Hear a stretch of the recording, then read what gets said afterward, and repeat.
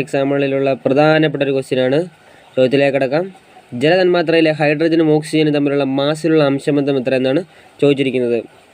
മാസിലുള്ള അംശബന്ധം, അതായത് നമുക്ക് ഹൈഡ്രജൻ നമുക്ക് എഴുതാൻ പറ്റും, വാട്ടറിന് നമുക്ക് H2O എന്ന് എഴുതാൻ പറ്റും.